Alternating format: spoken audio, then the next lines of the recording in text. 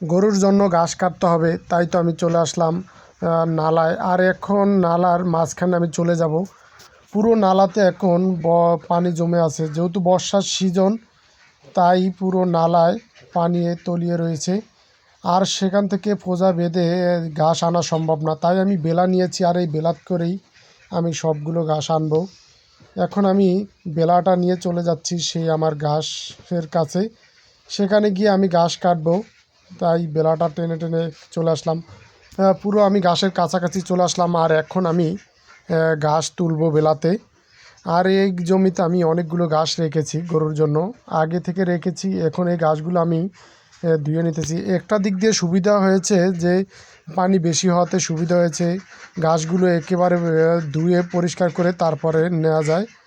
আর এখন আমি এই ঘাসগুলো সব তুলবো বেলাতে। এখানে আমি অনেকগুলো ঘাস রেখেছি, আর ঘাসগুলো সুন্দরভাবে ধুয়ে নিচ্ছি। এখন ঘাসে কোনো ময়লা নেই, যেহেতু পানি বেশি। ঘাসগুলো একদম ক্লিয়ার। আর এই পুরো নালায় আমি ঘাস জমা রেখেছি। এখান থেকে আমি প্রতিদিন ঘাস নিয়ে নিয়ে আমার গরুকে খাওয়াই।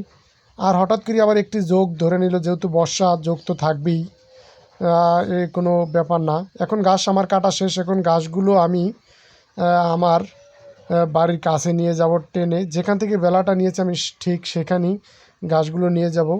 টেনে টেনে আমি ঘাসগুলো আনছি। আমি মাথাত করে এতগুলো ঘাস আনা সম্ভব না, যতগুলো ঘাস বেলাতে নিয়েছি। একেবারে আমি বাড়ির কাছে এখন টেনে নিয়ে যেতে পারবো। আর মাথায় করে পোজা বেঁধে তো এতগুলো ঘাস নেওয়া সম্ভব না। আমি অবশেষে আমার বাড়ির কাছেই চলে আসলাম ঘাস নিয়ে। আর এখানেই আমি ঘাসগুলো নামাবো। তাই আমি আমার দড়িটা নিয়েছি। আর এই দড়িতে আমি এখন ঘাসগুলো বাঁধবো। এখন ঘাসগুলো সুন্দরভাবে বাঁধতেছি।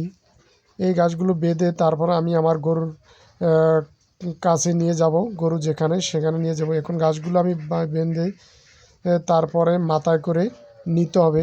তাই ঘাসগুলো মাথায় তুলে নিয়ে যাচ্ছি গরুর কাছে। আর যদি ভিডিওটি আপনাদের কাছে ভালো লাগে, অবশ্যই চ্যানেলটা সাবস্ক্রাইব করবেন এবং একটি লাইক দিয়ে যাবেন।